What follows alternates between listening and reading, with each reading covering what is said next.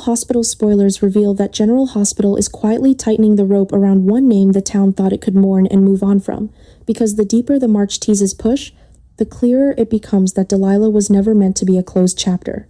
Her death isn't being framed like a random tragedy, it's starting to read like a consequence, a warning, and the first crack in a much larger secret that has been hiding in plain sight. When viewers rewind the details, the pattern feels deliberate. Delilah didn't drift into Port Charles looking for a fresh start. She arrived like someone who had been running for a long time, someone who knew the clock was already counting down.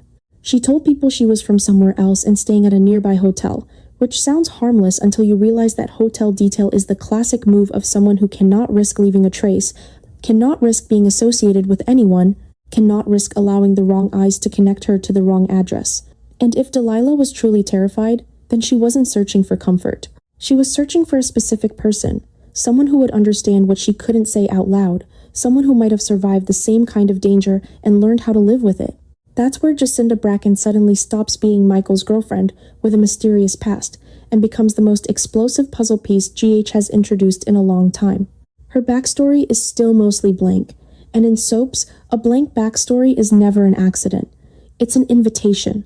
It's a loaded weapon sitting on the table, and the writers are finally reaching for it. The new adjustment to the story isn't just Jacinda opens up. It's the implication that Delilah and Jacinda are tied together so tightly that Delilah's final steps may have been taken specifically to reach Jacinda before it was too late. If Delilah was living the same life Jacinda once lived, if Delilah was also working as an escort or trapped inside the same shadowy service, then everything changes. Suddenly, Delilah's fear isn't vague. Suddenly, her death doesn't look like fate. It looks like enforcement.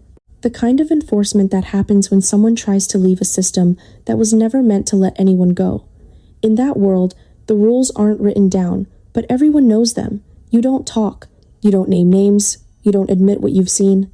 You don't run. And if you do run, you're punished in a way that teaches the next girl to stay silent. That's why Delilah's presence in Port Charles feels like a last, desperate gamble. She wasn't just hiding. She was reaching. She was trying to find one person who might recognize the signs, the coded fear, the evasive story, the strange tattoo that never quite got explained, the way she seemed to be scanning every room for someone who might already be there. If Jacinda escaped earlier, if Jacinda got out before Delilah could, then Delilah's arrival becomes heartbreaking in a way GH rarely nails this sharply. She came to the one person she believed would understand what it takes to survive. But then GH drops the dark possibility like gasoline on a flame. What if the connection isn't only professional? What if Delilah is Jacinda's sister? That's the kind of twist that doesn't just raise stakes. It detonates the entire emotional landscape. Because right now, Delilah's last name hasn't been spoken. That omission matters. In a show that loves its family webs, a missing last name is practically a neon sign that says, "We're not done." If Delilah's last name turns out to be Bracken, Jacinda's mystery becomes something else entirely. Not a personal secret, a family catastrophe, a history that Jacinda didn't simply move on from, but likely had to bury to stay alive. And if Delilah was her older sister, then Delilah's death isn't just tragic. It's personal in the most devastating way, because it forces Jacinda to face the one question she may have been refusing for years. Did she escape alone, while her sister got swallowed by the same darkness they once ran from together? Imagine the emotional shockwave. Brooke, Lynn, and Chase are trying to identify Delilah's family, hoping to do the right thing, hoping to give this story dignity and closure. But closure is the one thing Port Charles never gets to keep. If Jacinda is connected by blood, then Brooke, Lynn, and Chase aren't just uncovering a biography, they're touching a live wire. It means the baby Delilah carried isn't only a case. It becomes a legacy, a threat, and potentially the one piece of evidence that could expose whoever controlled Delilah's life. And that's where the danger multiplies, because if Delilah was killed for trying to get free, then anyone tied to her becomes a risk to the people who profited from keeping her trapped. Jacinda, by existing, becomes a liability. By loving someone, by building a new life, by stepping into the light, she becomes easier to find. The very stability she's been chasing could be what finally pulls the past back to her doorstep. The escort angle also opens a brutal, soap-perfect possibility. The father of Delilah's baby may not be a random fling or a sad mystery. He could be a client with power, obsession, and a taste for control. The kind of man who doesn't see women as people, but as possessions. the kind of man who would rather destroy a woman than let her disappear. And here's the nightmare fuel. What if Jacinda has already met him before? What if Jacinda's past isn't about shame, but about survival, about escaping someone who still believes she belongs to him? If Delilah was pregnant by that same dangerous man, then Delilah didn't come to Port Charles for help. She came because she realized she had no other place left to run. And if she sought Jacinda, it wasn't just sisterly desperation or professional solidarity. It was strategy. She may have believed Jacinda was the only person alive who could identify the predator, name the pattern, and warn the right people before the next body dropped. That's why the March tease about Jacinda opening up to Michael suddenly feels like a countdown. Not romance drama. Not I'm ready to be vulnerable. It feels like Jacinda is being cornered by something she can no longer deny. Because if Delilah came looking for her, then someone else may have followed Delilah straight into Port Charles, someone who knows how to keep their hands clean. Someone who uses intermediaries, money, and fear like weapons. Someone who doesn't need to attack in public, because they can poison lives quietly through threats, intimidation, disappearing evidence, and sudden accidents. That's how these stories twist the knife. The danger doesn't explode immediately. It creeps. It isolates. It convinces you that you're paranoid until you realize you were right and it's already too late. And then there's the tattoo detail. The eerie little breadcrumb GH keeps dangling. A strange mark on Delilah that never got a satisfying explanation is exactly the kind of detail that becomes massive later. If Jacinda has a matching symbol somewhere, even hidden, it's not just a coincidence. It becomes branding, ownership, proof of a system. It suggests a group that operates like a cult or a service that's really a front one that recruits, trains, controls, and punishes. In that scenario, Delilah and Jacinda don't just share a connection. They share a cage. And cages don't open without consequences. Jacinda may have escaped years ago, long before Delilah managed to run, which would explain why Jacinda has been so guarded, so careful, so determined to appear ordinary. Ordinary is camouflage.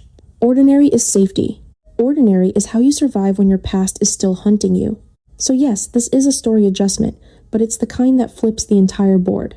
Because whether Delilah was Jacinda's sister or her fellow survivor, either option pushes Jacinda into a terrifying position.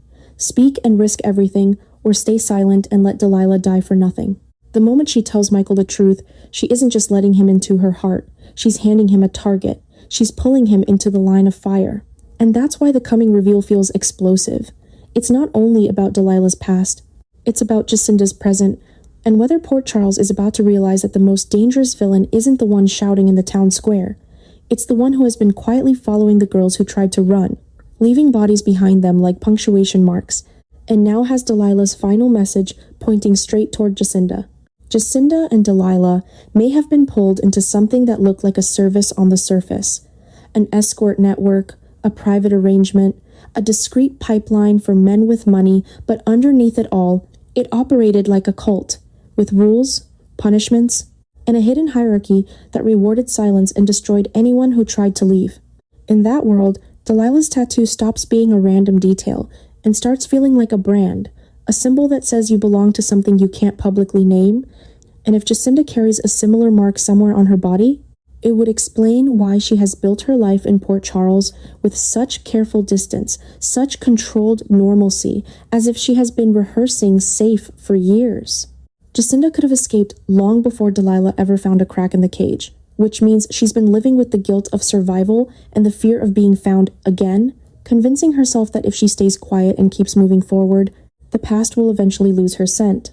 But Delilah's arrival would have shattered that illusion in an instant, because Delilah didn't come to Port Charles for tourism or hope she came like someone running on her last breath, searching for the one person who might recognize the danger and know what to do next. That's why it doesn't feel accidental that March teases suggest Jacinda will finally open up to Michael about her past. It reads like a pressure point being pushed until it breaks, like Jacinda has reached the moment where silence is no longer protection, it's a sentence. She may only choose to confess after realizing Delilah came looking for her, because that realization changes everything. It means Delilah still believed Jacinda was the safest lifeline left, the only person who could understand the nightmare without needing the full story spelled out. And yet the most tragic adjustment in this arc could be that Jacinda is determined to stay far away from the chaos Delilah dragged into town, not because she's cold, but because she knows how these networks retaliate. She knows that once you reappear, once you get connected to someone's death, once you become the person who knows too much, The danger doesn't stop at you, it spills onto everyone you love. Jacinda's distance, her refusal to be pulled into Delilah's orbit, could be her instinctive attempt to protect Michael, to protect the life she's built, to protect herself from being forced back into a story she barely survived the first time. But Delilah's newborn changes the game in a way Jacinda can't outrun. A baby isn't just a vulnerable life needing care, it's evidence. A living thread that ties Delilah to whoever controlled her, whoever marked her, whoever might now be watching Port Charles to make sure no loose ends remain. The child becomes the kind of change that triggers new moves from every side. It forces Brooklyn and Chase to push harder for answers. It raises the stakes around identity and family, and it makes Jacinda's attempt to stay distant feel impossible. Because if Delilah's last act was to reach Jacinda, then the baby may have been the reason either Delilah needed Jacinda to protect the child, or Delilah left behind information that only Jacinda can decode, something hidden in plain sight that would mean nothing to strangers but everything to a survivor. And if the dark network behind Delilah sees that baby as a threat, an heir, a scandal, a bargaining chip, or proof of criminal control, then Jacinda's safe distance becomes a fantasy. The adjustment isn't just that Jacinda has a past, it's that Delilah's past has now been reborn in the form of a child, and that child is pulling the entire storyline into a new phase where fear, guilt, and survival collide. Jacinda can try to stay away from Delilah's trouble, but the moment she realizes Delilah came to find her, she also has to face the cruel truth. The trouble may have been looking for Jacinda all along, and the baby is the reason it's finally close enough to strike. Jacinda can feel it before she has proof, the way a survivor always does. It starts as a shift in the air around her small interruptions that shouldn't matter but somehow do, like the sense that a conversation dies the second she walks into a room, or the faint certainty that she's being watched even when the street looks empty. Port Charles is a town that thrives on secrets, but Jacinda's fear isn't the usual soap-level paranoia. This is a different kind of danger, the kind that doesn't announce itself with threats and shouting, but with quiet precision. A car that appears twice in the same place, a phone that glitches at the wrong moment, a stranger who knows her name without being introduced. And when Delilah's shadow keeps pressing into the present through whispers, unfinished questions, and the newborn, who now carries Delilah's blood and Delilah's consequences, Jacinda realizes something terrifying. Delilah didn't just come to Port Charles to hide. Delilah came because she believed Jacinda was the last person who could understand the rules of the thing that hunted them, and if Delilah managed to reach this town, then whatever Delilah was running from is close enough to follow. That realization flips Jacinda's instincts into survival mode. She stops thinking like someone building a future, and starts thinking like someone escaping a past. She begins to mentally map exits the way other people plan dates. She watches patterns. Who shows up at the Metro Court? Who lingers near the Quartermain orbit?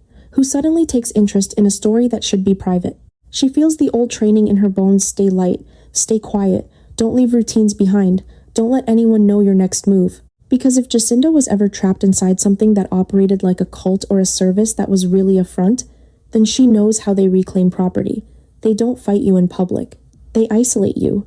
They make your allies doubt you. They make you look unstable, or guilty, or like you're overreacting until you're alone enough for them to pull you back into the dark. Delilah's death, and especially Delilah's baby, becomes the spark that makes Jacinda believe the countdown has started. A newborn isn't just innocence.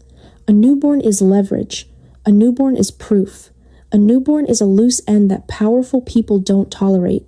So the most shocking new change in the storyline isn't just Jacinda finally opening up, it's Jacinda deciding she can't stay. The moment she recognizes the danger is closing in, Port Charles stops feeling like home and starts feeling like a trap with too many eyes. And this is where the drama hits hardest. Jacinda's choice to run won't look like a selfish escape. It will look like an act of desperate protection. She may believe that leaving is the only way to keep Michael safe, the only way to keep herself from being used as bait, the only way to prevent Delilah's tragedy from repeating in a new form. Jacinda may tell herself she's doing what she always does, disappear before the enemy can strike, but this time, disappearance comes with a price she can't ignore. Because Delilah's baby ties Jacinda to the story whether she wants it or not, and running might mean leaving that child behind in the crosshairs of people Jacinda has been terrified of for years. That's what makes her escape plan feel so explosive. It won't be a neat goodbye. It will be frantic, messy, and filled with guilt. Jacinda will start pulling away from the people who care about her, not because she stops caring, but because closeness is dangerous now. Every tender moment with Michael becomes haunted by the thought that he could be targeted simply for loving her.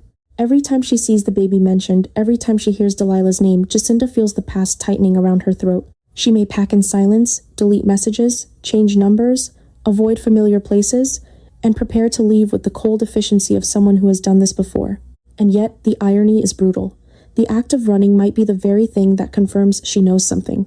It might be the move that attracts attention, the move that makes the threat accelerate, the move that forces Michael and others to chase after her and in doing so, step directly into the danger Jacinda was trying to outrun.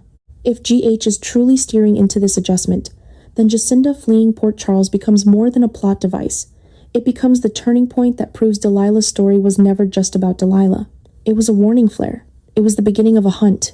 And Jacinda's disappearance, sudden, unexplained, charged with fear, will make one thing undeniable. Whatever followed Delilah to this town is still out there, still watching. And now it has a new target.